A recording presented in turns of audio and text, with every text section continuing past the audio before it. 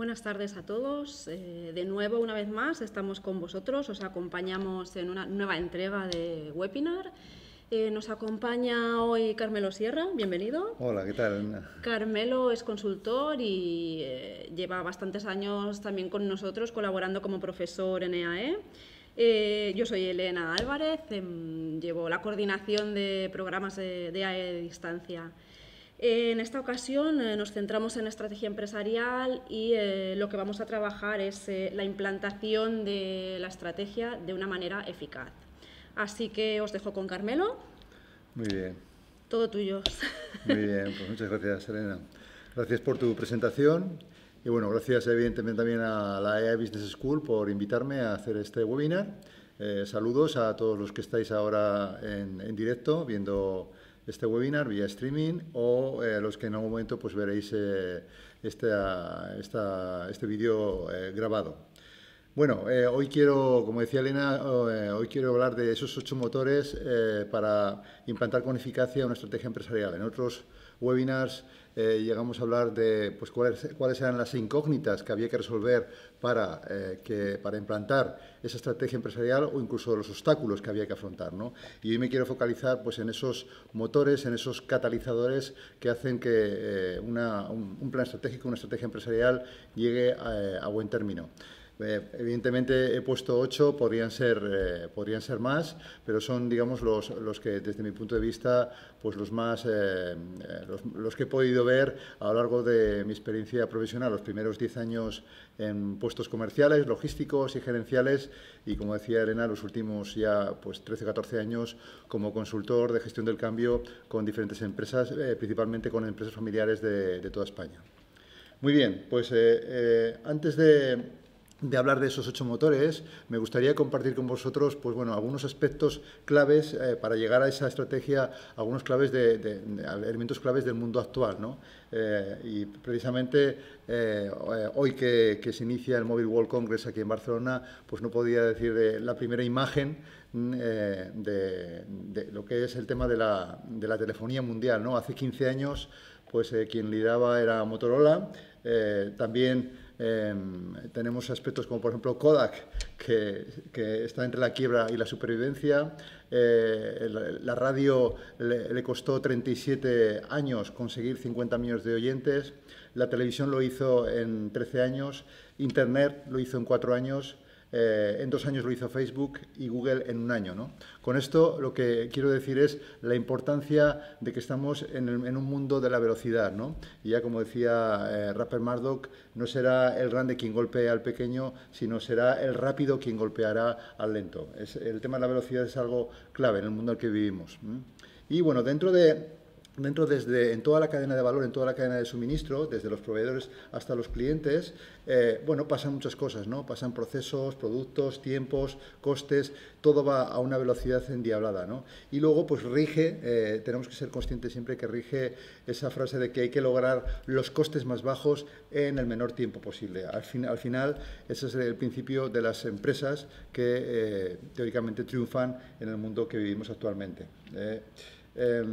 Otro aspecto clave en el mundo actual en el que vivimos también es toda empresa debe tener una estrategia comercial bien definida, estrategia tanto offline como online, ¿no?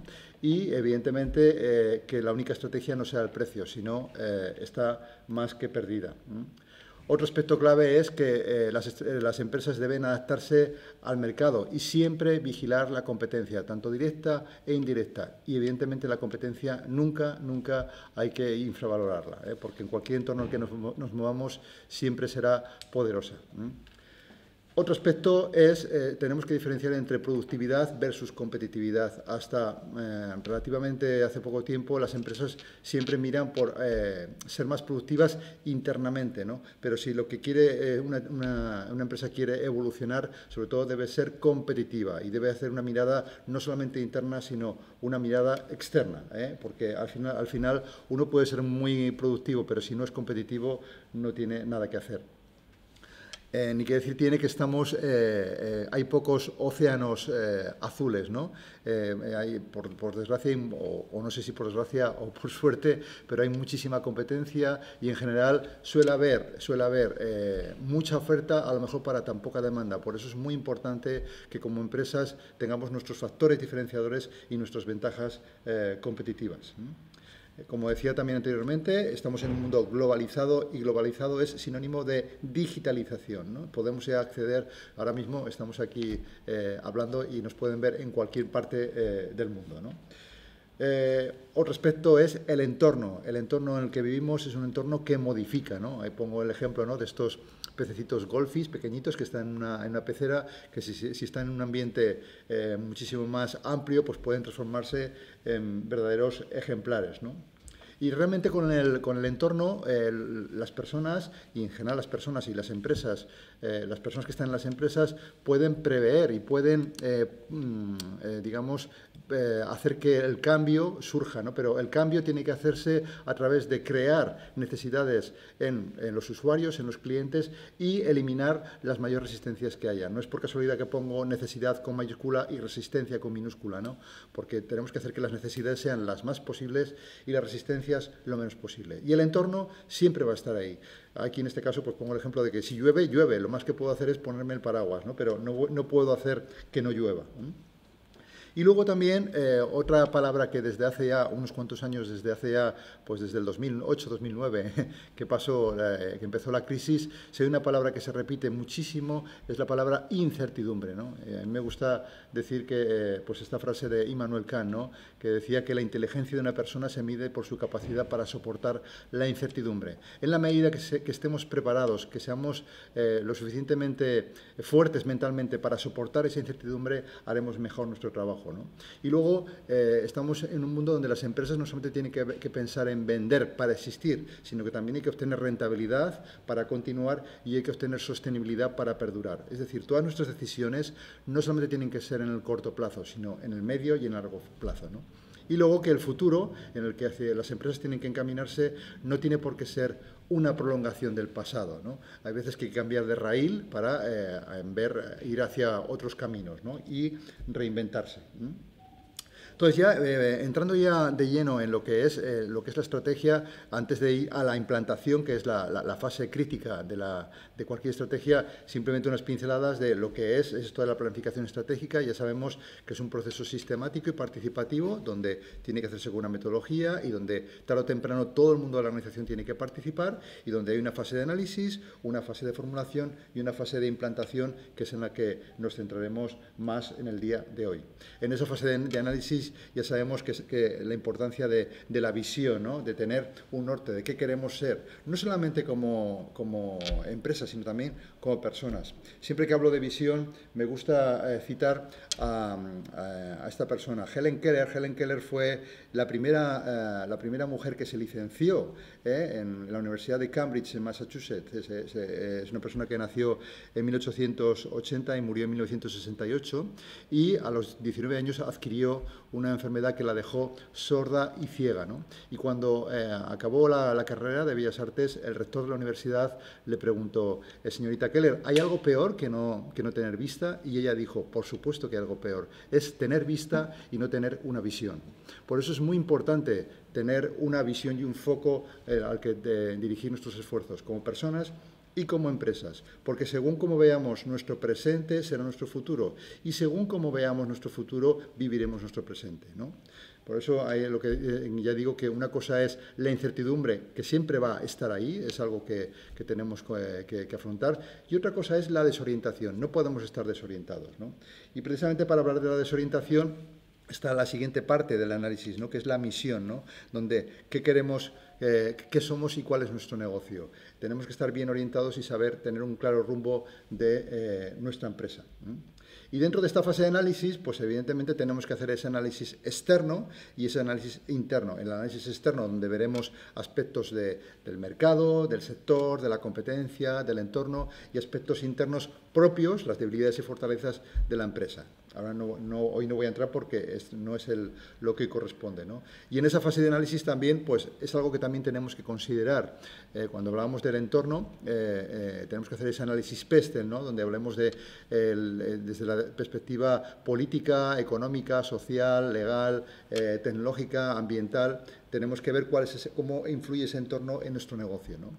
Y luego, otra parte importante para los que lo habéis estudiado es todo el tema de las 5 fuerzas de Porter, ¿no? Cómo afectan los competidores a mi negocio, cómo afectan los clientes a mi negocio, cómo afectan los proveedores a mi negocio, qué capacidad tienen para poder entrar otros nuevos competidores. Son aspectos que tenemos que analizar en ese entorno y microentorno. Y luego, dentro ya de la segunda fase del plan estratégico, estaría la fase de la formulación, donde hay que definir ciertas estrategias, ¿no? Y en función de si tenemos, una vez que hemos hecho ese análisis DAFO, podremos hacer, digamos, estrategias ofensivas, de reorientación, defensivas o de supervivencia. Por desgracia, ya digo por desgracia, muchas empresas en estos últimos años han utilizado estrategias defensivas y de supervivencia. Y ya sabemos, como haciendo un símil futbolístico, cuando salimos a empatar, normalmente suele ocurrir que perdemos, ¿no? Entonces, tenemos que tratar de que las empresas utilicen cada vez más estrategias ofensivas y de reorientación. Son aquellas las que en estos últimos años han triunfado y triunfarán. Como ejemplo de fases de formulación y de qué tenemos que hacer, pues bueno, desde el sector, por ejemplo, en la construcción, ¿no? Donde se tuvo que renovar o morir después de la burbuja inmobiliaria, y todo lo que gira alrededor de la construcción, ¿no? A nivel también de jefes de obra, arquitectos, ingenieros técnicos, ¿no? Todos han tenido que renovarse en su modo de hacer. Otro aspecto también importante es, aquí quiero destacar empresas exitosas, ¿no? Pues, por ejemplo, como es IKEA, ¿no?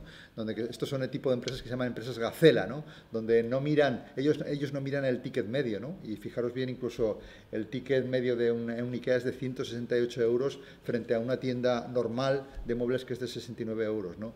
Ellos van siempre por delante, incluso en los anuncios de publicidad, ¿no? En cuanto a su promoción. Por ejemplo, si recordáis la última que hizo en Navidades, en aquello del Cafú, ¿no? Para desconectar de todo el tema del móvil y fomentar cada vez más las relaciones sociales, ¿no? y emocionales. Es algo que hay que trabajar. Otro aspecto clave dentro de esta fase de formulación, hay otras empresas que lo que hacen es, bueno, trabajan lo que es la innovación, ¿no? Y hacer que el producto parezca nuevo, ¿no? Como ha habido estrategias, por ejemplo, de promoción, como ha hecho, por ejemplo, las galletas Oreo, ¿no? Que en el fondo son iguales que las anteriores, pero han hecho un cambio de producto para que parezca algo diferente. O, por ejemplo, pensar también en innovar, que innovar, muchas veces pensamos que innovar tiene que ser relacionado con tecnología, ¿no? Y no, aquí, por ejemplo, pongo la agencia de viajes TUI, que, bueno, se dio cuenta que su margen estaba mucho más cuando no solamente en hacer viajes, sino en preparar los viajes cuando las personas llegaban a su lugar de destino, ¿no? Entonces, por eso hicieron un cambio también de rumbo en su negocio.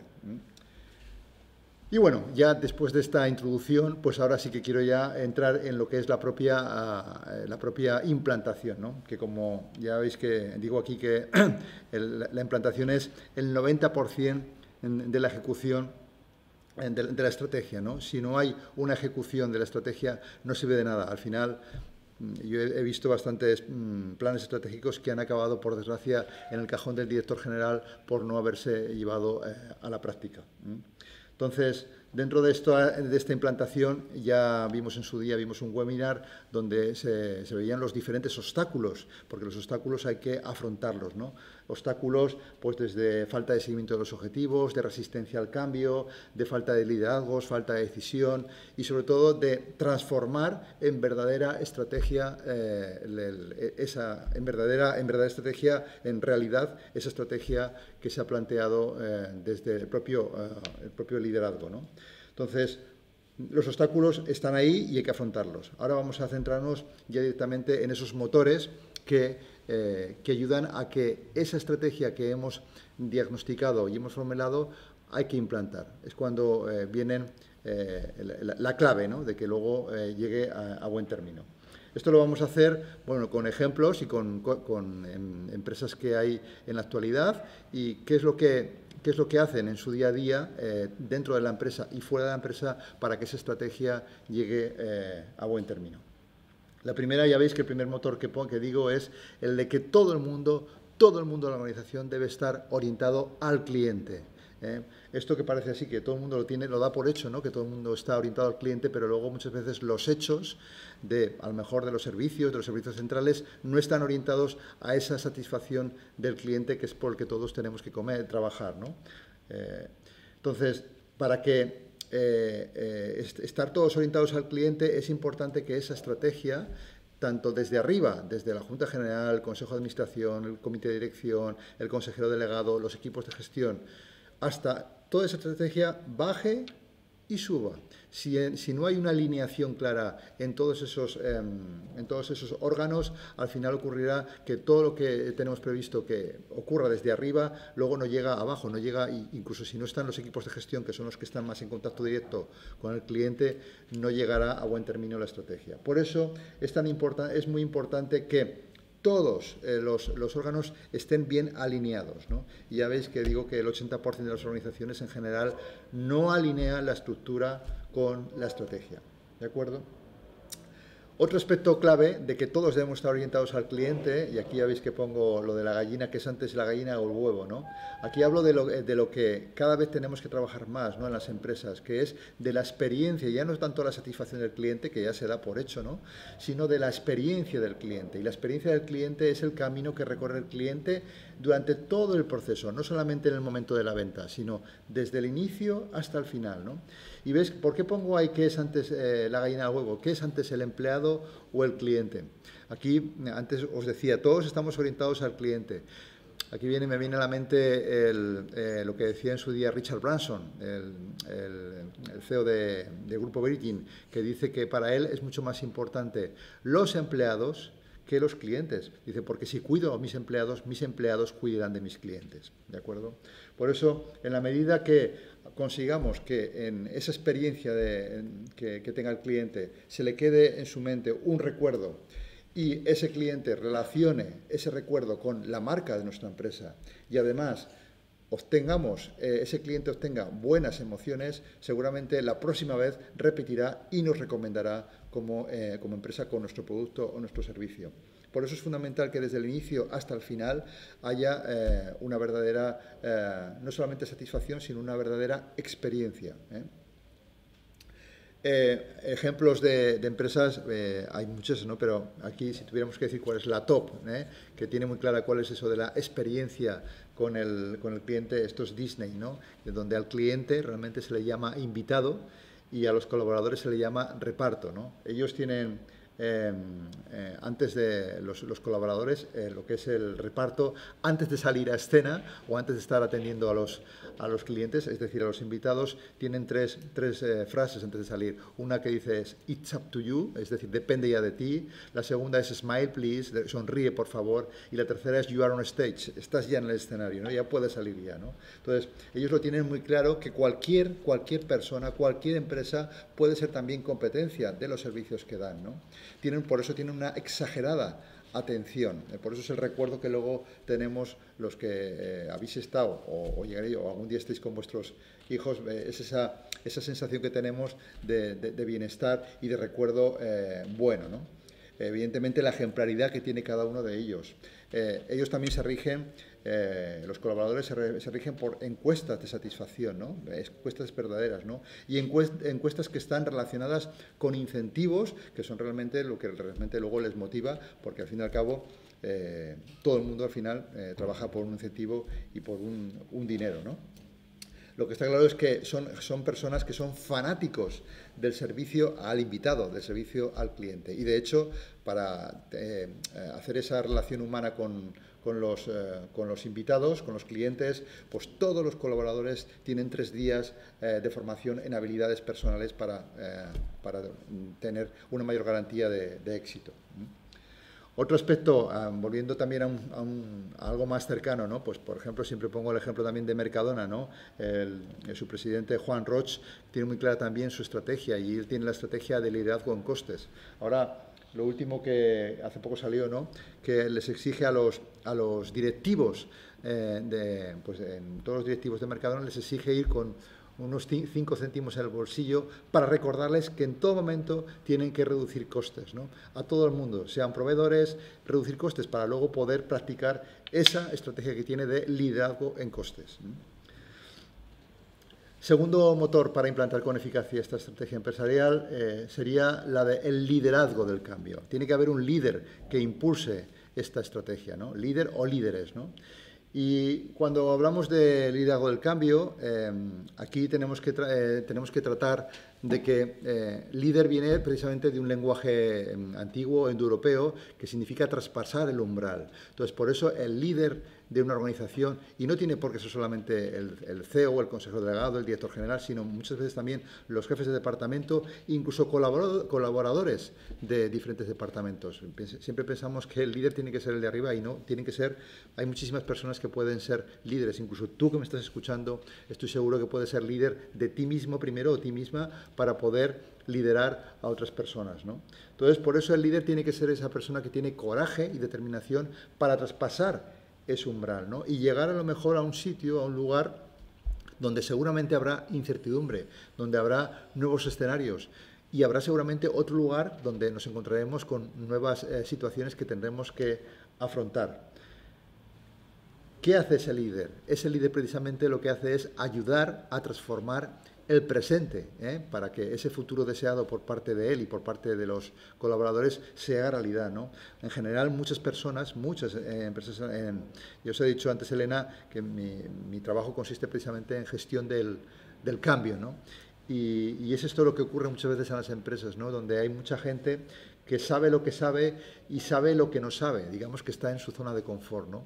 Y es una responsabilidad del manager del manager o de uno mismo si se lidera y se conquista a sí mismo, de ir a nuevos escenarios, ¿no? Donde no sabe uno lo que sabe y ni siquiera no sabe tampoco lo que no sabe, ¿no? Y es ahí donde tenemos que proponer nuevos retos y nuevos escenarios, sin temor, con riesgo, por supuesto, pero sin riesgo no encontraremos resultados. El cambio, el líder tiene que tener una serie de cualidades, que por supuesto hay muchísimas, ¿no? Y podríamos decir varias, ¿no? Pero sobre todo tenemos que ser, el líder tiene que dar ejemplo, tiene que creer en lo que dice, tiene que delegar, tiene que organizar y planificar el trabajo, no solamente el suyo, sino también de los que le rodean. Tiene que hacer lo mismo que dice y decir lo mismo que hace. Este es uno de los motivos por los que muchas personas pierden su liderazgo y por lo que, por desgracia, no hay tantos líderes por ahí en nuestro entorno, ¿no? Es una persona que sobre todo asume riesgo también, ¿no? Y toma decisiones acertadas. Es una persona que hace que las personas de su alrededor se sientan también importantes, ¿no? Y son personas que, por supuesto, trabajan con pasión. Pero sobre todo son personas que conducen emociones. Estamos en el mundo donde eso del orden y mando ya pasó a la historia. El líder actual es una persona que conduce emociones a todo nuestro alrededor. ¿De acuerdo? El líder también es una persona que tiene que tener la capacidad para motivar, y tiene que conocer a su equipo de tal modo que, dependiendo de las habilidades o los conocimientos o las competencias que tiene la persona, habrá que plantearle ciertos retos. Si a una persona le planteamos que de grandes habilidades, de grandes conocimientos, de buenos hábitos, le planteamos pocos retos, caerá en el aburrimiento. Y viceversa, si a una persona que tiene pocas habilidades, pocos conocimientos, pocas competencias, le planteamos unos grandes retos, caerá a la ansiedad. Por eso la clave es el conocer bien, primero a uno mismo, conocerse a sí mismo, y luego conocer si tenemos que liderar equipos, pues conocer bien a los equipos para plantearles retos en función de las habilidades y conocimientos que tengan. Por eso también tenemos que tener cuidado con algunas frases, ¿no? Yo escucho muchas veces gestión de recursos humanos, y realmente a las personas no se les gestiona. Nadie es nadie para gestionar el cerebro y el corazón de las personas. Lo que sí podemos es gestionar las actividades y las tareas que realizan esas personas para que sean lo más eficaces y eficientes posible. Por eso, dentro de ese liderazgo del cambio, de ese liderazgo que cada uno tiene que hacer primero consigo mismo, insisto, consigo misma, y en las empresas, bien tengamos equipos o bien no tengamos equipos, es si lo que estamos haciendo, todas nuestras acciones están orientadas a conseguir eso que estamos buscando, esa visión, esa misión que queremos hacer en la organización. Por eso nos tenemos que preguntar si lo que hacemos cada día está orientado a eso que queremos llegar mañana. Tercer motor a la hora de implantar con eficacia una estrategia empresarial, el impulso de los objetivos, ¿no? Y el impulso de los objetivos en una organización, en los cambios, por supuesto, tenemos que escuchar a todos los colaboradores, ¿no? Pero en la organización, al menos por lo que yo he podido comprobar, los cambios siempre tienen que venir de arriba hacia abajo, ¿no? Y el propio comité de dirección, el propio consejo de administración o comité de dirección son los primeros que tienen que estar alineados, comprometidos y cohesionados, ¿no? La cohesión es como el hormigón, ¿no? Si ese comité de dirección, esos equipos de los diferentes departamentos no están cohesionados y alineados, por mucho que quieran hacer cambios, no los harán. Entonces, ahí empieza el cambio, ¿no? Con ese comité de dirección donde cada uno de los que asisten a esas reuniones aportan valor realmente, ¿no?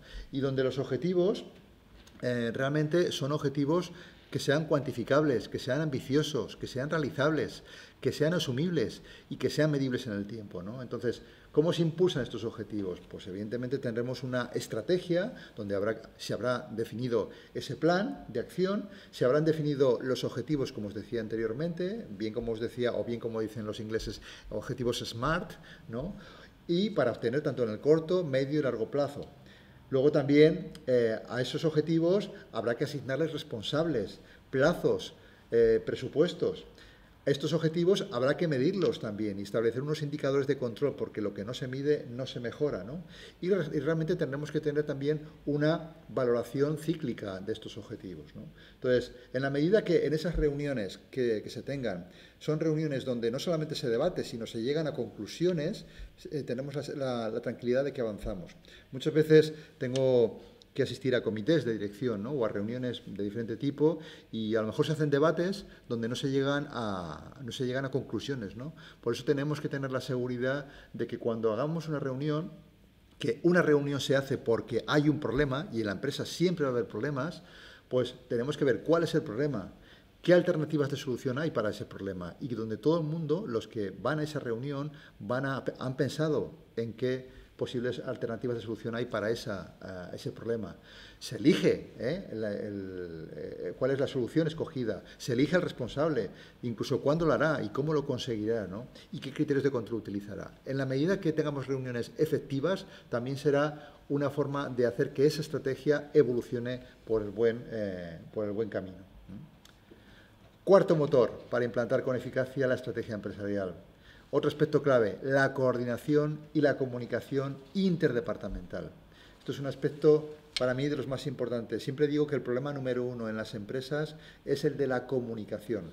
Aquella empresa donde su comunicación, sobre todo la comunicación interna, es buena, sincera, verdadera, de confianza, es una empresa que triunfa. En aquella empresa donde la comunicación de arriba a abajo, y ya incluso entre departamentos, no es fluida y no es sincera, es difícil que luego haya una buena comunicación de cara externa, de cara al cliente, ¿no? Por eso hay diferentes comunicaciones, no voy a entrar, formales, informales, verticales, horizontales, pero lo importante es que la comunicación sea realmente sincera y verdadera, ¿eh? Y dentro de la comunicación, pues evidentemente tendremos que las personas, cuando nos comunicamos con otras personas, tenemos que tener en nuestra mente como dos áreas de trabajo: la capacidad que tenemos para cooperar y qué confianza hay con ese interlocutor con el que estamos trabajando. Si nuestra mentalidad, no solamente en una conversación, sino incluso en una negociación, si nuestra mentalidad, todo el mundo sabe que lo mejor es la relación win-to-win, la del ganar-ganar, ¿no? Pero al final siempre sale la de el yo gano, tú pierdes, o el de yo pierdo y tú ganas, ¿no? Y es cuando, como podéis ver, pues bueno, es cuando estamos a la defensiva. Lo ideal, tener la máxima cooperación y la máxima confianza. Y para eso, quien tiene que transmitir que realmente haya confianza es siempre el emisor de la comunicación, ¿no? Y muchas veces pues tiene que ser evidentemente el manager el que invite a que haya verdadera cooperación y confianza. Y al igual que cada empresa tiene un organigrama, pues evidentemente en esa coordinación y comunicación de todos los departamentos se representa en las otras esferas de la comunicación que una empresa tiene, ¿no? La comunicación externa, la comunicación corporativa, la comunicación de la responsabilidad social corporativa, la de las relaciones públicas, la de la comunicación de crisis. O sea, son comunicaciones, son esferas de la comunicación que tenemos que tenerlas en las empresas muy claras. Si hay vacíos, seguramente afectará a los resultados y a la estrategia de la empresa. El quinto motor para implantar con eficacia esta estrategia empresarial. Un apoyo especial no de las personas, digo del Departamento de Recursos Humanos, ¿no?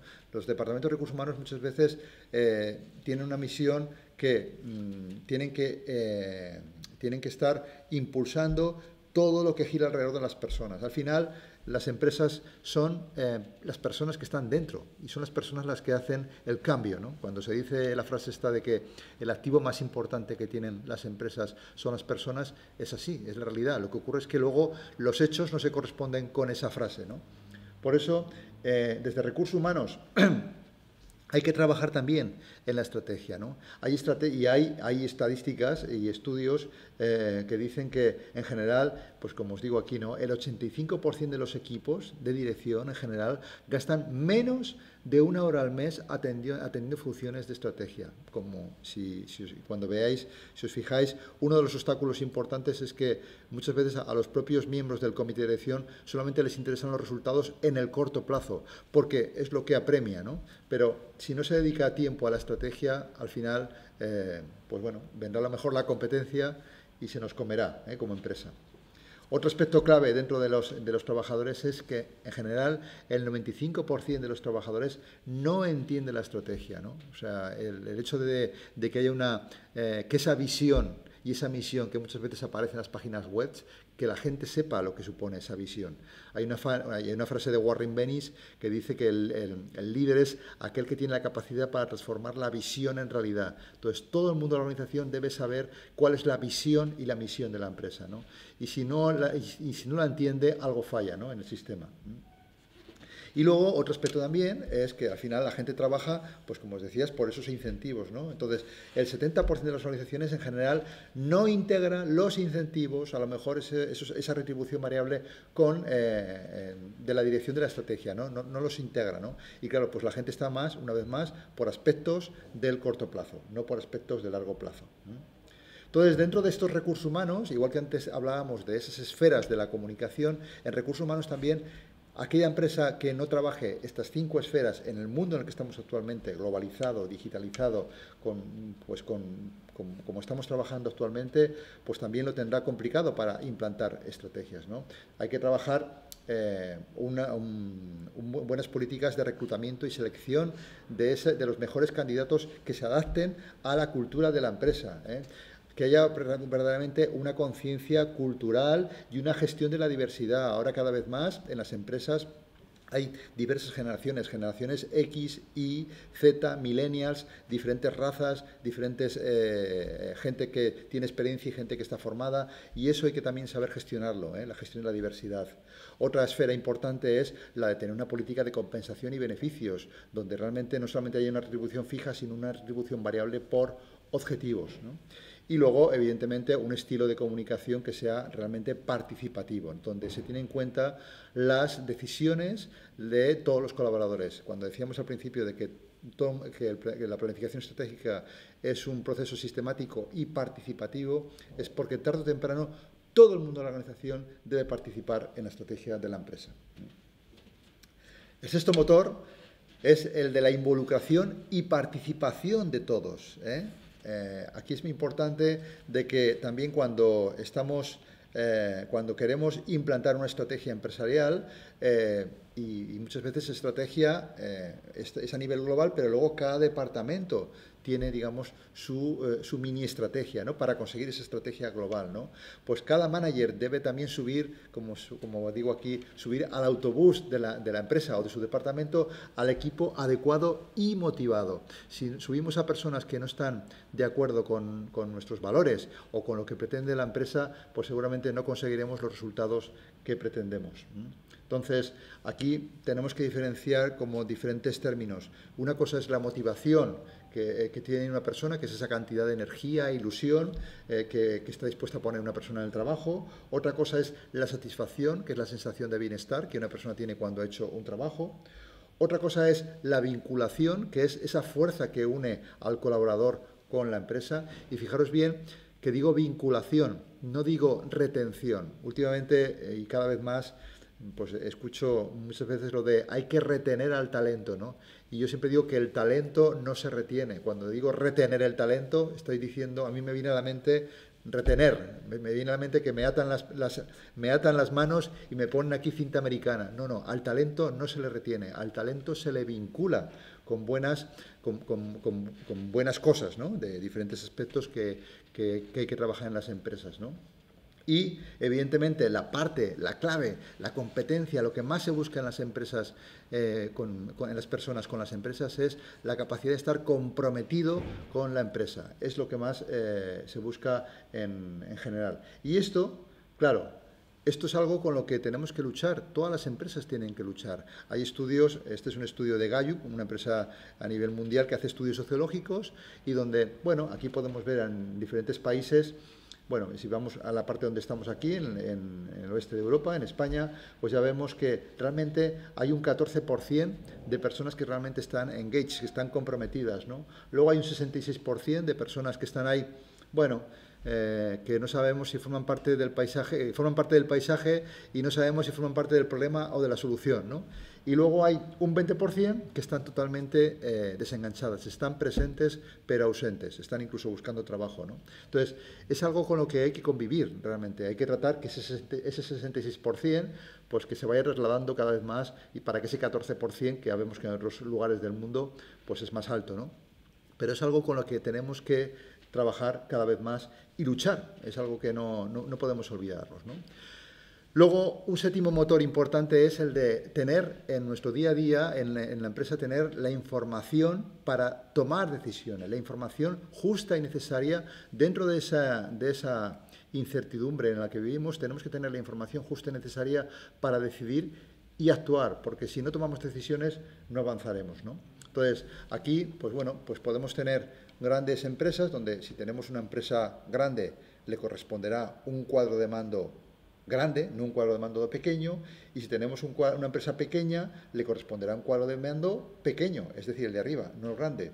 Si a una empresa grande le ponemos un cuadro de mando pequeño y a una empresa pequeña, le ponemos un cuadro de mando grande, en este caso el de un avión, se produce lo que se llama el efecto infotoxicación, ¿no? Y entonces siempre digo que tenemos que tener la información la justa y la necesaria, ¿no?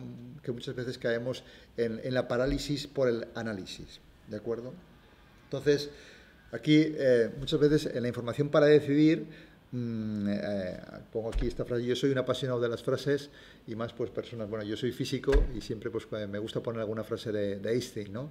Y bueno, pues muchas de las decisiones que tomamos, evidentemente nos dejamos llevar, tenemos como tres cerebros, ¿no? El límbico, y luego el reptílico, el límbico y el neocórtex, ¿no?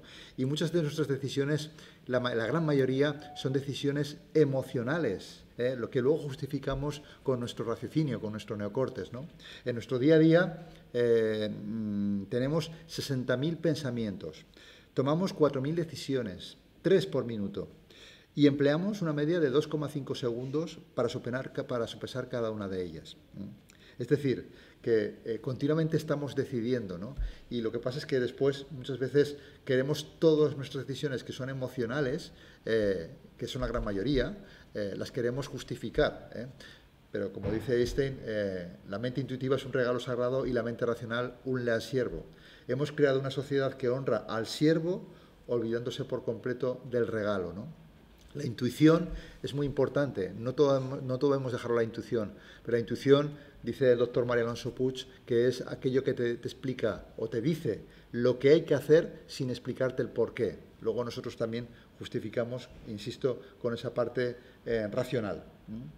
Entonces, siguiendo con la información para decidir, pues tenemos que tomar decisiones, porque si no tomamos decisiones vamos a perder dinero o vamos a dejar de ganar. Y en la empresa, evidentemente, si no se toman decisiones y nos quedamos como, bueno, ya veremos a ver qué pasa, al final se paga caro, o demasiado caro muchas veces.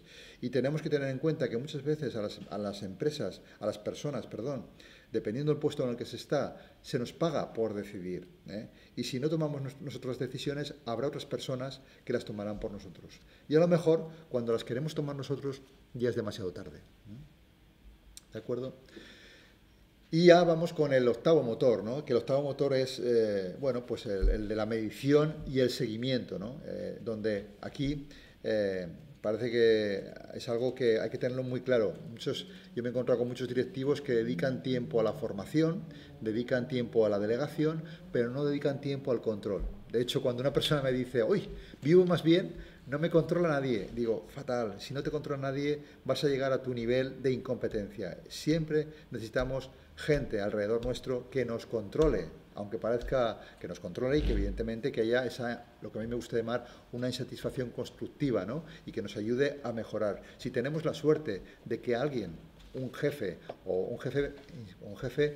como suelo decir, un jefe con G, generador de felicidad, gestor de felicidad, que nos ayuda a mejorar, que nos ayuda a evolucionar en diferentes aspectos, seguramente nos irá bien en la empresa, ¿no? Entonces, por eso tenemos que tener esa mentalidad de mejorar. Y para mejorar, no hay otra más que medir. No hay, hasta lo más subjetivo que podamos imaginar, tenemos que medirlo. Y si no hay objetivos que nos planteemos, porque tenemos que tener objetivos, no es necesario hacer ningún análisis, ¿no? Y luego, esta frase que pongo aquí me la dijo hace 20 años un jefe que tuve que me dijo, es muy sencillo, y parece una tontería, ¿no? Que dice que lo que no se controla, se descontrola. Es como la ley de la entropía, la segunda ley de la entropía de la termodinámica, ¿no? Tenemos que tratar de controlar las cosas, porque cuando menos nos imaginamos, cuando no las controlamos, se descontrolan. ¿De acuerdo? Entonces, dentro de esta perspectiva estratégica de medición y control, en las empresas tenemos que considerar siempre, tenemos que considerar 4 perspectivas. Una perspectiva es la del aprendizaje y crecimiento, la de los recursos humanos. Otra perspectiva es la del mercado y los clientes. Otra perspectiva es la de los propios procesos internos de la empresa. Y otra perspectiva es, evidentemente, la financiera. Esta última es la que más muchas veces le interesa al accionista, ¿no? Pero esta última es una consecuencia justamente de las 3 anteriores. Depende de lo bien que hagamos las cosas con nuestras personas, con nuestros colaboradores. Depende de bien de lo que hagamos las cosas de conocer nuestro mercado, de cómo conocemos a nuestros clientes, sus gustos, sus hábitos, de cómo trabajamos nuestros procesos internos. Recordad lo que he dicho al principio de la importancia de que en todos los procesos internos tenemos que tener esta mentalidad de reducir tiempos, de reducir costes y controlar procedimientos. Aquellas empresas que triunfan en el mundo actual es porque en toda la cadena de valor, en toda la cadena de suministro, reducen costes, reducen tiempos y controlan procedimientos. Y las 3 a la vez. Y las ventas es una consecuencia de todo esto, además de desarrollar e innovar. Con lo cual, insisto, hay muchas empresas que solamente se fijan van a la cuenta de explotación y se fijan solamente en la línea de arriba, que es los ingresos, y en la línea de abajo, que son el resultado final, ¿no? Pero entre medio pasan muchas cosas, ¿no? Y es lo que hay que analizar. Aquellas empresas, vuelvo a insistir, que se preocupan de hacer crecer a su gente, de conseguir la mejor experiencia para los clientes y desarrollar unos buenos procesos internos, son aquellas empresas que luego obtienen buenos resultados, siempre y cuando evidentemente hayan hecho un buen análisis de la competencia y hagan un buen uso de los clientes. ¿De acuerdo? Y siguiendo con el tema también dentro de la medición, hay algo que yo creo que hay que considerar siempre. Yo me rijo por bastantes cosas que tienen que ver con las matemáticas, ¿no? Y yo creo que el principio de Pareto hay que tenerlo siempre presente en la vida, ¿no? Tenemos que tener en cuenta que siempre que el 20% de nuestras referencias nos van a dar el 80% de la cifra de ventas, el 20% de nuestros clientes nos van a dar el 80% de la cifra de ventas, el 20% de nuestros esfuerzos nos van a dar el 80% de los resultados, o sea, el 20-80. Por eso tenemos que dedicar siempre, primeramente, todos nuestros esfuerzos a esos As. Y cuando ya tengamos gestionados bien esos As, entonces podemos ir a los Bs y a los Cs. Hay veces que muchas veces perdemos el tiempo en aspectos Cs y aspectos Bs que no aportan valor.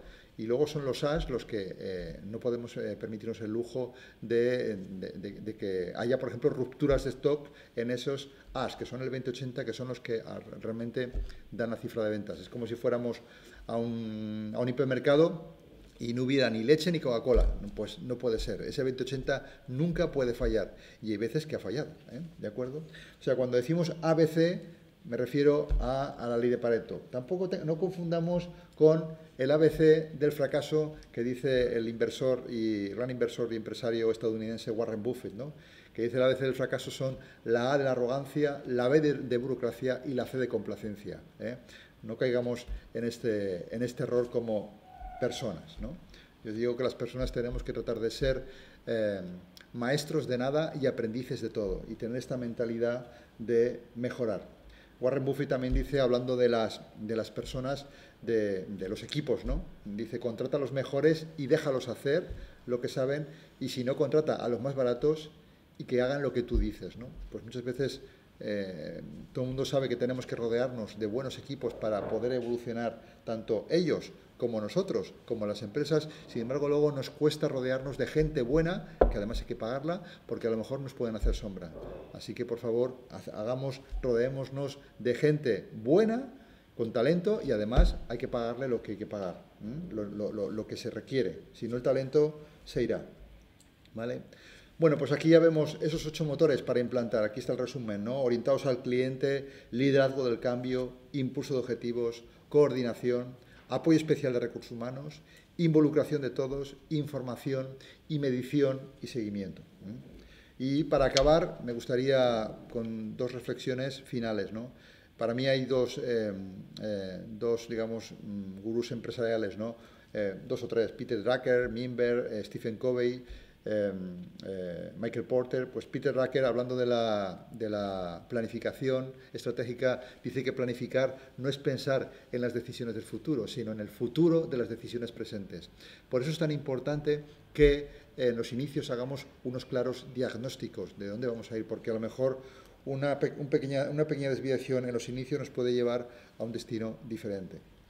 Y otra cosa que también dice Peter Drucker, hablando del liderazgo, es que el líder del pasado era una persona que lo que hacía era dar instrucciones, ¿no? Y el líder del futuro tiene que ser una persona que sepa cómo preguntar. Por eso en el cómo preguntar tenemos que hacer siempre preguntas a todo nuestro entorno. Tratemos de evitar aquellas preguntas que empiecen con la palabra ¿por qué? Evitemos esas preguntas, porque el por qué lo único que va a hacer es que tengamos enfrente caiga en la justificación, y empieza a hablar del pasado. El pasado ya está pasado, no mueve molino. Por eso tenemos que tratar de que nuestras preguntas siempre vayan orientadas al futuro. Y para eso no hay otra más que empezar con preguntas que empiecen con la palabra qué o con la palabra cómo. ¿Qué harías al respecto? ¿Cómo harías para hacer esto? ¿Qué, cómo? ¿De acuerdo? Esto nos orientará siempre al futuro. Y para acabar, la reflexión final de Henry Ford, el creador el fundador de la empresa de coches, ¿no? Que muchas veces dedicamos, hablando de la energía, ¿no? Siempre digo que la energía ni se crea ni se destruye, se transforma. Dedicamos muchas energías a hablar de los problemas, a hablar, pero muy poco a afrontarlos. Y hay veces que hay que dedicar tiempo, hay que hablarlos, por supuesto, pero hay que también afrontarlos. Así que, por mi parte, esto es todo. Y muchas gracias por vuestra atención, y ahora estoy a vuestra disposición para las preguntas que me pueda hacer Elena, que la habéis hecho llegar. Gracias, Carmelo. Muchas gracias. Empezamos con la primera, si te te parece bien. Muy bien, perfecto.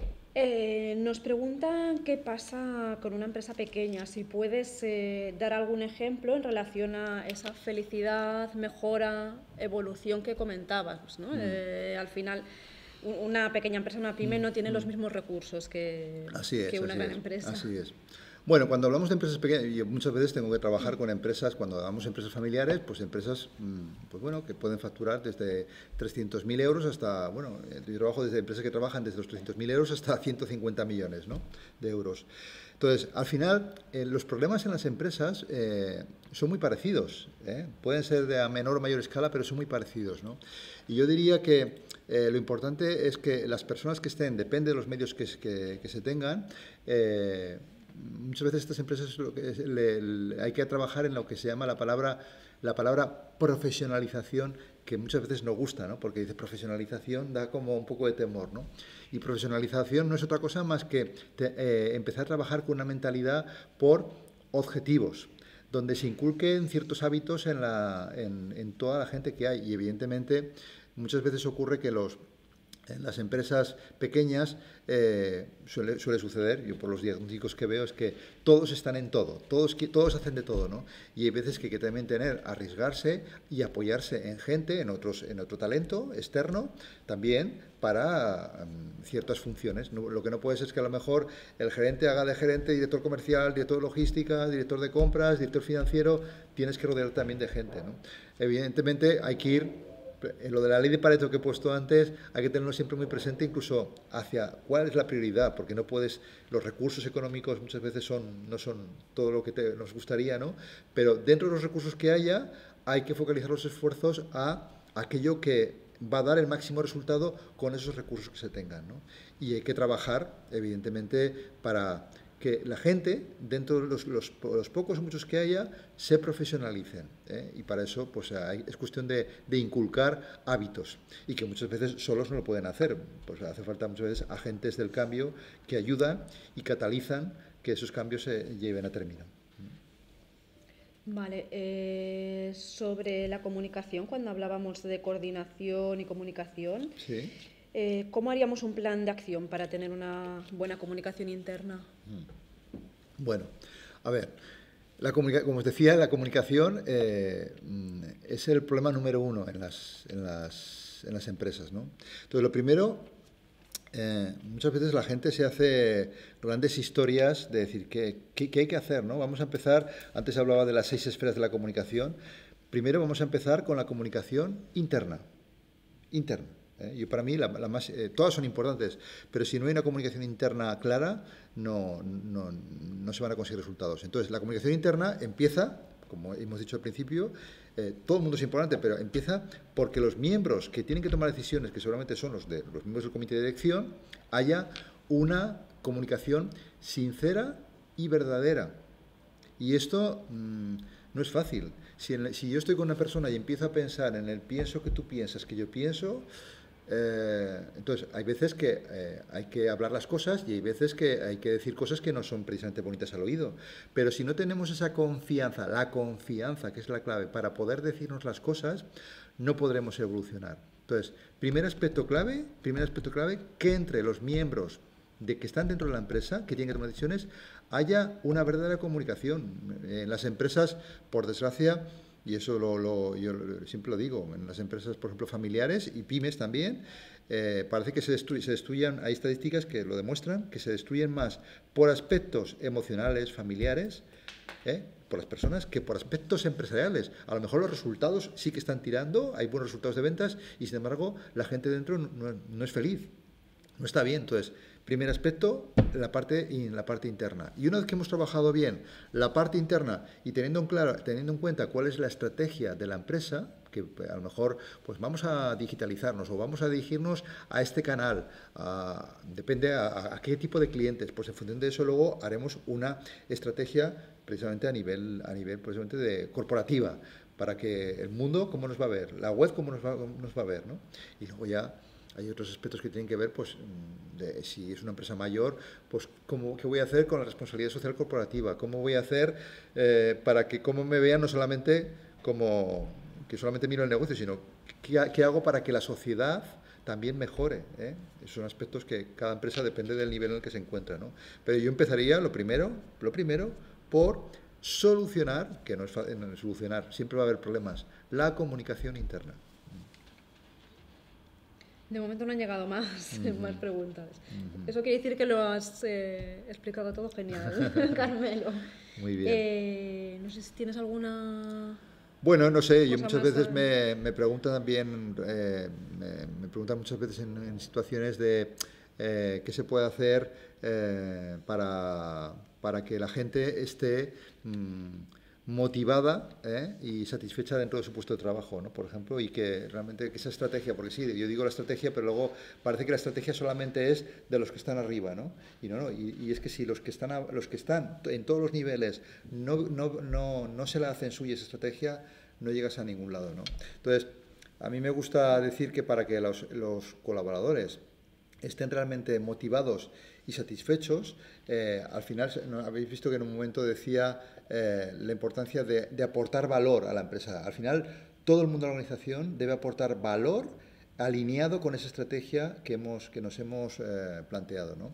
Entonces, a mí me gusta poner también incluso una fórmula matemática, ¿no? Que es el valor que aporta cada empleado o cada colaborador por el esfuerzo que dedica, ¿no? Entonces, cuanto mayor es el valor que aporta y mayor es el esfuerzo, significará que está aportando más valor, nunca mejor dicho, valga la redundancia, a la empresa, ¿no? Pero claro, en esa fórmula hay factores que hacen que las personas dediquen más o menos valor o más o menos esfuerzo. ¿Y qué valores son qué aspectos son los que influyen en esa fórmula matemática? Pues yo diría que en el numerador hay, digamos, tres partes. La primera sería que a la gente, y lo he dicho anteriormente también, en el tema del talento, a la gente hay que pagarle lo que se merece. O sea, mi tiempo vale dinero. Entonces, el colaborador tiene que tener en cuenta de cara a su jefe y el jefe de cara a su colaborador, oye, mi tiempo vale dinero, págame lo que estoy aportando a la empresa por mis competencias y mis conocimientos. El segundo factor de ese numerador es el equipo. Es muy importante que nos rodeemos de un equipo y un entorno donde, bueno, me sienta a gusto trabajando. Entonces, el colaborador tiene que decirle a su jefe, oye, diseñame un entorno, un equipo donde me encuentre a gusto. Porque si voy a trabajar, si cuando salgo de casa voy a estar en un trabajo donde el equipo que me rodea no es precisamente lo más motivador y eso incluso está tóxico, tampoco voy a estar motivado, ¿no? Y el tercer apartado de ese numerador es el tener, precisamente también lo comento, por eso está todo relacionado, el tener una visión, tener un foco, ¿no? Es muy importante que el manager le explique a sus equipos para qué sirve lo que está haciendo. Si no encontramos una utilidad a lo que hacemos, no estaremos motivados, ¿no? Entonces, esa sería la parte del numerador, ¿no? de la fórmula. Pero hay una parte del denominador que influye, ¿no? Entonces, claro, cuanto mayor sea el numerador y menor sea el denominador, mejor, ¿no? Pero ¿qué hay en el denominador muchas veces? Muchas veces hay incomodidades que plantea a lo mejor el manager a los colaboradores, incomodidades de reuniones a malas horas, no se trabaja la conciliación familiar personal y profesional, jornadas partidas, trabajar en domingos, o sea, son cosas que a la gente son incomodidades. Claro, y eso hace que las personas no estén precisamente satisfechas con el trabajo, ¿no? Y hay otra parte también que es en ese denominador, que son las inseguridades, ¿no? Si el manager, su estilo de dirección es el de crear inseguridades, miedos, incertidumbres, bastante incertidumbre hay de todo tipo actualmente, política, económica, social, de todo tipo, si ahora encima metemos más temor a las personas, entonces se crea en la gente ahí pues mucha bloqueo. Y si hay gente reactiva y no proactiva, no se aporta valor. Entonces, claro, cuando conseguimos que ese numerador sea lo más alto posible y ese denominador sea lo más bajo posible, hacemos que el valor por el esfuerzo sea lo más alto posible. Pero, sin embargo, por desgracia que ocurre muchas veces que el numerador es bajo y el denominador es alto. Y entonces, claro, luego nos quejamos de que la gente no hace todo lo que debería hacer, ¿no? ¿De acuerdo? Vale, te leo antes de terminar una consulta que ha llegado. Sí. Dice, en ocasiones, para poder avanzar en las líneas estratégicas, se toman decisiones a priori lógicas, pero en su implementación y seguimiento sirven para ver realmente cuál es la decisión ideal. Por lo tanto, el miedo a no tomar decisiones puede incluir el miedo a equivocarse. Claro. Y quizás equivocarse ayuda a avanzar con la estrategia de forma correcta. Sin duda. Por lo anterior, ¿debemos tener en cuenta un porcentaje de error en nuestro planteamiento de estrategia? Sin duda, sin duda. Es que además, yo siempre digo que hace 10 años se hablaba de vamos a hacer un plan estratégico a 5 años. Ahora O sea, evidentemente tienes que tener una visión de cómo quieres como empresa verte a lo mejor en 2, 3 años, ¿no? Pero cuando he hecho ese círculo de seguimiento es que la estrategia es totalmente dinámica y tiene que ir cambiando. No podemos pensar que vamos a acertar ya a la primera. Y precisamente eso es lo que hay que poner en práctica en las empresas. Hay que fomentar el error. No el fracaso. Yo cuando la gente dice, aprendo más del fracaso que del éxito. Bueno, a mí me gusta analizar el éxito, no me gusta analizar el fracaso. Pero el fracaso es si has tenido errores. Pero si no fomentamos ese error, la gente no va a mejorar. A mí me gusta decir que se peca por omisión, no por acción. Y precisamente el miedo, y yo siempre digo, comparo el miedo, cuando hablamos del miedo, que el miedo ha ganado todas las batallas en este mundo sin mover un dedo, ¿no? Es el que más ha ganado las batallas al ser humano, ¿no? Y yo el miedo lo comparo como un pulpo, el pulpo de 20.000 leguas de viajes submarinos, donde el pulpo enorme, donde el pulpo es el miedo. Y los tentáculos del pulpo son las dudas que tenemos las personas a la hora de actuar.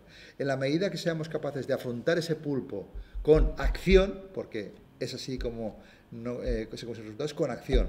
Yo siempre digo que en el mundo, ahora actualmente, gente con ganas de hacer cosas hay mucha. Gente con ideas también hay mucha, pero todo el mundo habla en condicional. Tendría que hacer esto, debería hacer esto, me gustaría hacer esto. No. Las cosas se consiguen con acción.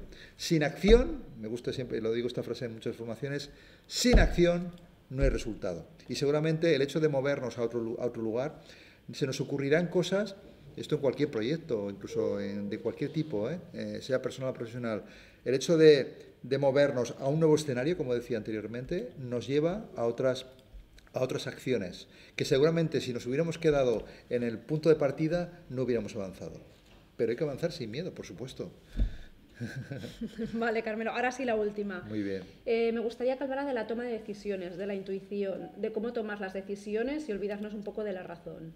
Bueno, lo he dicho anteriormente. Evidentemente, no quiero repetir, pero decía, ¿no?, que la intuición te dice lo que hay que hacer sin explicarte el porqué.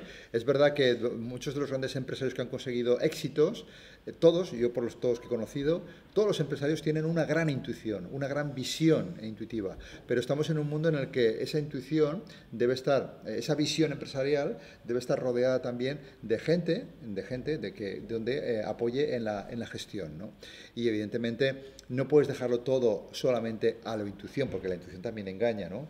Hay que tener esos análisis sin caer en la parálisis, pero sí que tienes que hacer, por supuesto, si te vas a hacer cualquier estrategia, hacer tus estudios de mercado, hacer tu análisis, y una vez que has hecho el análisis, al final siempre habrá una parte final, a lo mejor un 10-15%, que será una parte emocional, que será la que te tomará la decisión final cuando tengas una, dos o tres alternativas, ¿eh?